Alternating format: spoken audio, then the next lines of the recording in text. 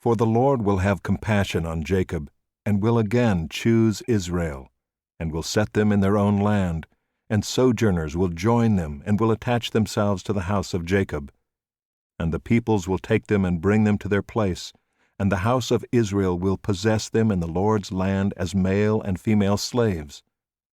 They will take captive those who were their captors, and rule over those who oppressed them. When the Lord has given you rest from your pain and turmoil, and the hard service with which you were made to serve, you will take up this taunt against the king of Babylon. How the oppressor has ceased, the insolent fury ceased. The Lord has broken the staff of the wicked, the scepter of rulers, that struck the peoples in wrath with unceasing blows, that ruled the nations in anger with unrelenting persecution.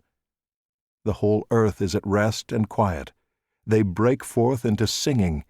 The cypresses rejoice at you, the cedars of Lebanon, saying, "Since you were laid low, no woodcutter comes up against us."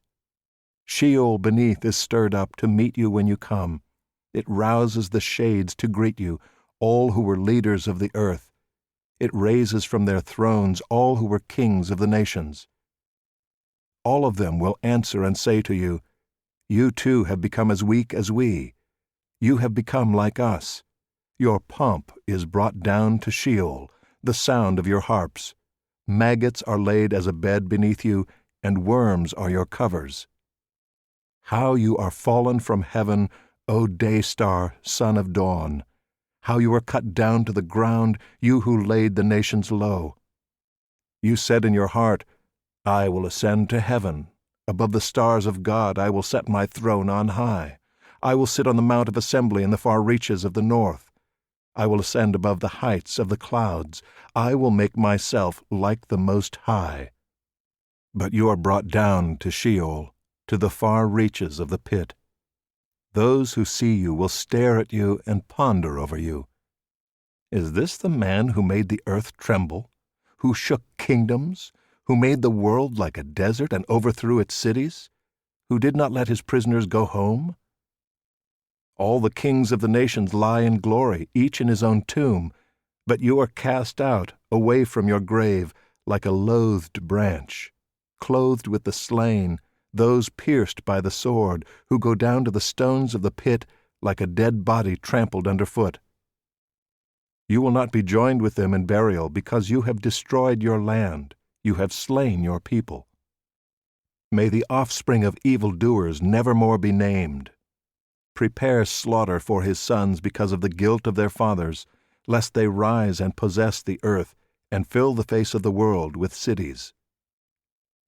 I will rise up against them, declares the Lord of hosts, and will cut off from Babylon name and remnant, descendants and posterity, declares the Lord. And I will make it a possession of the hedgehog and pools of water, and I will sweep it with the broom of destruction, declares the Lord of hosts.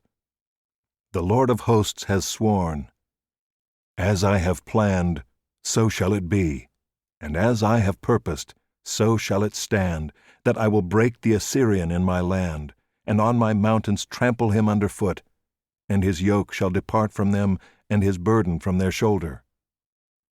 This is the purpose that is purposed concerning the whole earth, and this is the hand that is stretched out over all the nations. For the Lord of hosts has purposed, and who will annul it? His hand is stretched out, and who will turn it back?